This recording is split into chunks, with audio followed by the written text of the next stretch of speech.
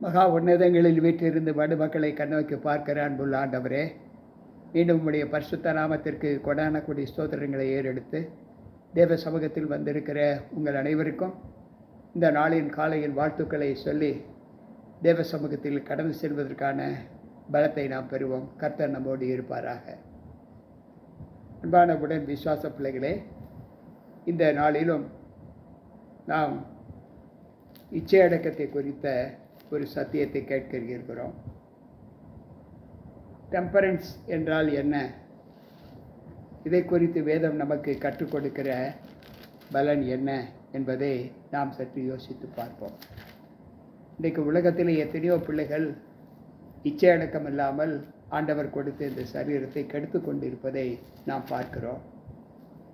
ஆனால் இதை குறித்து வேதம் நமக்கு கற்றுக் கொடுக்கிற போதனை என்ன என்பதை ஒரு சில வசனங்கள் மூலமாக நாம் தியானிப்போம். முதலாவது 2 பேதுருவின் புத்தகம்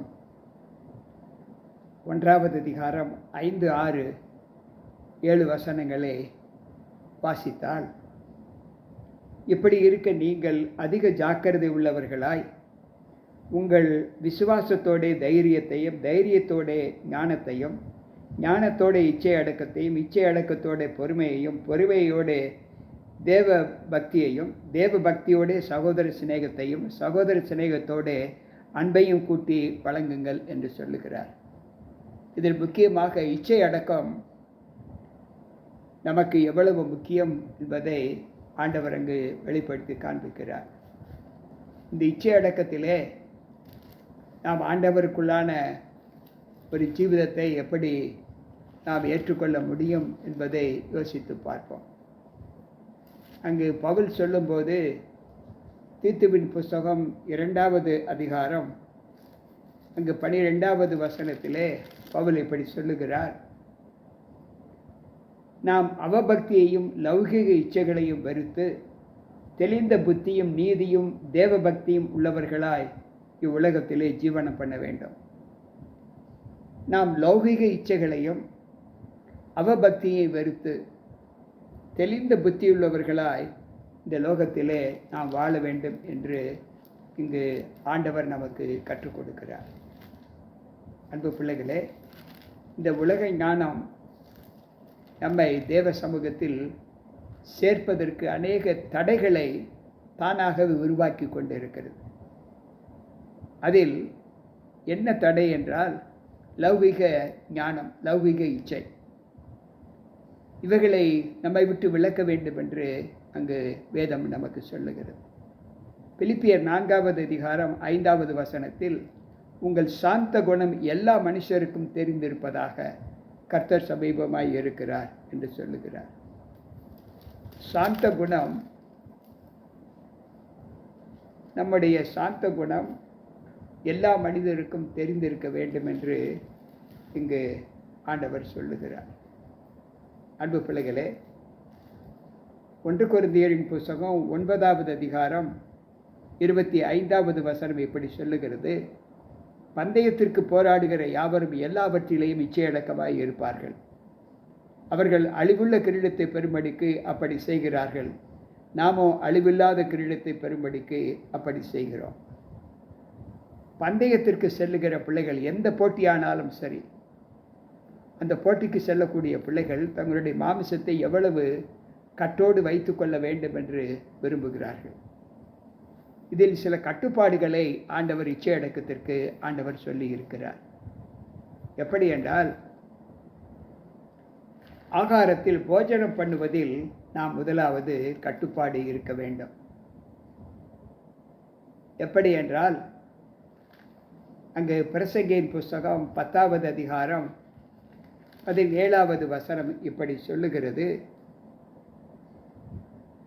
ராஜகுலமகனமாய் பிரபுக்கள் வெறிக்க உண்ணாமல் வெள்ளன் கொள்ள ஏற்ற வேளையில் உண்கிறவர்களுமாய் இருக்கப்பட்ட தேசமே நீ பாக்கியம் உள்ளது. ராஜகுல மக்களைப் போல நாம் உண்ணாமல் ஏற்ற வேளையில் நமக்கு பலன் கொடுக்கக்கூடிய சமயத்தில் மட்டும் உண்டால் நாம் வாசம் பண்ணுகிற தேசம் பாக்கியம் உள்ளது என்று இங்கு ஆண்டவர் சொல்லுகிறார். இது போஜனத்திற்கேற்ற இச்சை அடக்கம். அடுத்து இரண்டாவது சொல்லுகிறார், நம்முடைய முழு சரீரத்தையும் நாம் அடக்கி ஆளக்கூடிய ஒரு அடக்கம் நமக்கு வேண்டும் என்று அங்கு பவுல் சொல்லுகிறார். 1 கொரிந்தியரின் புஸ்தகத்திலே 9வது அதிகாரத்தை நாம் வாசிக்கும்போது அங்கு 27வது வசனத்திலே ஆண்டவர் இப்படி சொல்லுகிறார். 1 கொரிந்தியர் 9:27 அவர் சொல்லுகிறார், மற்றவர்களுக்கும் பிரசங்கிக்க பண்ணுகிற நான் தானே ஆகாதவனாய் போகாதபடிக்கு என் சரீரத்தை ஒடுக்கி கீழ்ப்படுத்துகிறேன். பவுல் சொல்லுகிறார், மற்றவனுக்கு பிரசங்கம் பண்ணுகிற நான் ஆகாதவனாய் போய்விடாதபடி என் சரீரத்தை எல்லாவற்றிலும் அடக்கி ஆளுகிறேன் என்று சொல்லுகிறார். அன்பு பிள்ளைகளே, 3வது இச்சை அடக்கம் நம்முடைய எண்ணங்களிலே இருக்க வேண்டும் என்று அங்கு பவுல் சொல்லுகிறார். ரோமரின் புஸ்தகத்தை நான் வாசிக்கும்போது அங்கு 12வது அதிகாரம், அங்கு ரோமர் சொல்லுகிற வார்த்தை 12வது அதிகாரம் 3வது வசனத்திலே அங்கு வேதம் சொல்லுகிறது, அல்லாமலும் எனக்கு அருளப்பட்ட கிருபையினாலே நான் சொல்லுகிறதாவது, உங்களில் எவனானாலும் தன்னை குறித்து எண்ண வேண்டியதற்கு மிஞ்சி எண்ணாமல் அவனவனுக்கு தேவன் பகிர்ந்தது எப்படியோ அந்த அளவின்படியே தெளிந்த எண்ணமுள்ளவனாய் இருக்க வேண்டும்.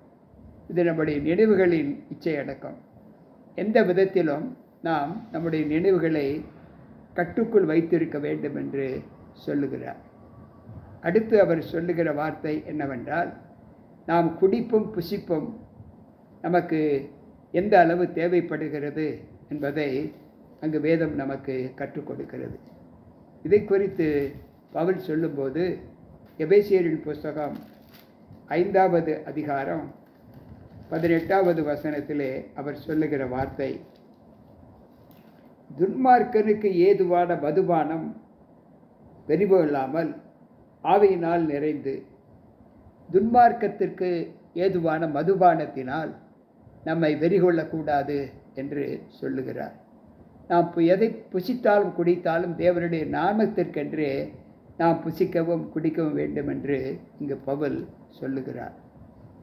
அன்பு பிள்ளைகளே, இங்கு மேலும் மதுபானத்தை குறித்து பவுல் சொல்லும்போது வேதம் சொல்லும்போது நீதிமொழிகளின் புஸ்தகத்திலே நாம் அங்கு 20வது அதிகாரத்திலே நாம் வாசிக்கும்போது அங்கு நீதிமொழிகளின் புஸ்தகம் 20வது அதிகாரம் 1வது வசனத்திலே அங்கு ஆண்டவர் சொல்லுகிற சத்தியம் என்னவென்றால், திராட்சை ரசம் பரியாசம் பண்ணும், மதுபானம் அமளி பண்ணும், அதனால் மயங்குகிற ஒருவனும் ஞானவான் அல்ல என்று சொல்லுகிறார். திராட்சை ரசமும் மதுபானமும் அமளி பண்ணும் என்று ஆண்டவர் சொல்லுகிறார். அதனால் மயங்குகிற ஒரு மனிதனும் ஞானவான் அல்ல என்று சொல்லுகிறார். அன்பு பிள்ளைகளே, இச்சை அடக்கம் எப்படி நம்மை கட்டுப்படுத்துகிறது என்பதை யோசித்து பார்ப்போம். இங்கு ஏசாயா தீர்க்கதரிசியின் புஸ்தகம் 5வது அதிகாரம் 11வது வசனம் சொல்லுகிறது, சாராயத்தை நாடி அதிகாலமே எழுந்து மதுபானம் தங்களை சூடாக்கும்படி தரித்திருந்து இருட்டிய போதுமளவும் பிடித்து கொண்டே இருக்கிறவர்களுக்கு ஐயோ. காலையில் எழுந்து இன்றைக்கு நடக்கிற சம்பவங்களை பார்ப்போம் என்றால் உலகத்தில் அப்படிப்பட்ட அனுகூலங்களை பார்க்கிறார்கள். குடிவெறியினால் எவ்வளவு தங்களை பலவீனப்படுத்தி கொண்டு இருக்கிறார்கள் என்பதை இங்கு ஆண்டவர் நமக்கு கற்றுக் கொடுக்கிறார். அன்பு பிள்ளைகளே, சற்று யோசித்து பார்ப்போம். நம்முடைய ஜீவிதத்திற்கேற்ற அனுகூலங்கள் நம்மை தேவனுக்கு எந்த அளவு மேன்மைப்படுத்துகிறது என்பதை யோசித்து நாம் நம்முடைய இச்சை அடக்கத்திலே நம்மை எந்த அளவு ஒப்பு கொடுக்க வேண்டும் என்பதை ஆண்டவர் நமக்கு போதிக்கிறார். நீதிமொழிகளின் புஸ்தகம் 23வது அதிகாரம் 29வது வசனம் சொல்லுகிறது, ஐயோ, யாருக்கு வேதனை, யாருக்கு துக்கம், யாருக்கு சண்டைகள், யாருக்கு புலம்பல், யாருக்கு காரணமில்லாத காயங்கள், யாருக்கு இரத்தம் கலங்கின கண்கள், மதுபானம் இருக்கும் இடத்திலே தங்கி தரிப்பவர்களுக்கும் கலப்புள்ள சாராயத்தை நாடுகிறவர்களுக்குமே என்று இங்கு ஆண்டவர் சொல்லுகிறார். எனக்கு பிரியமான தேவ பிள்ளைகளே, இன்றைக்கு நாம் எதிலெல்லாம் நாம் இச்சையடக்கம் இருக்க வேண்டும் என்றால் சாப்பிடுகிறதிலே, நம்முடைய சரீரத்தை அடக்குவதிலே, நம்முடைய எண்ணங்களிலே, பின்பு நாம் குடிப்பதிலும் உணவு உண்ணுவதிலும் எவ்வளவு ஐக்கியமுள்ளவர்களாய் காணப்பட வேண்டும் என்பதை இந்த வார்த்தை நமக்கு கற்றுக் கொடுக்கிறது. கேட்ட நாம்பிலும் இந்த அனுபவங்கள் தேவ சமூகத்தில் நம்ம எப்படி பலப்படுத்துகிறது என்பதை யோசித்து எல்லா விதத்திலும் நாம் கட்டுப்பட்டவர்களாய் தேவனுக்குள் இச்சை அடக்கமுள்ள பிள்ளைகளாய் நம்ம ஒப்புக் கொடுக்க தேவ சமூகத்தை நாடுவோம், ஜெபிப்போம். அன்பு ஆண்டவரே, உம்முடைய வார்த்தைகளை கேட்ட எங்கள் ஒவ்வொருவருக்குள்ளும் உம்முடைய கிருபை இருந்து பாதுகாத்து நல்ல ஈவுகளினாலே நாங்கள் உம்மோடு ஜீவிக்க எங்களை உம்முடைய கரத்தில் ஒப்புக் கொடுக்கிறோம். கேட்ட சத்தியத்தின்படி எங்களுடைய சரீரத்தை நாங்கள் இச்சை அடக்கத்தோடு காத்துக்கொள்ள, எந்தவித இச்சைகளினாலே நாங்கள் எங்களுடைய சரீரத்தை கெடுக்காதபடி எங்களை காத்துக்கொள்ளும். வந்திருக்கின்ற ஒவ்வொருவரோடு உம்முடைய கிருபை இருந்து பாதுகாத்து கொள்ளும். மீட்பர் இயேசு கிறிஸ்துவின் நாமத்தில் ஜெபிக்கிறேன் நல்ல பிதாவே, ஆமென். அன்பு பிள்ளைகளே, கேட்ட வார்த்தைகள் நம்முடைய ஆவிக்குரிய வாழ்க்கையில் மிகுந்த பலன் கொடுக்கக்கூடியதாக இருக்கும் என்று கர்த்தருக்குள் நம்புகிறேன். மீண்டும் நாளை சந்திப்போம். உங்கள் போதகர் ஜி.கே. ராபர்ட். கர்த்தர் நம்மோடு இருப்பாராக. ஆமென்.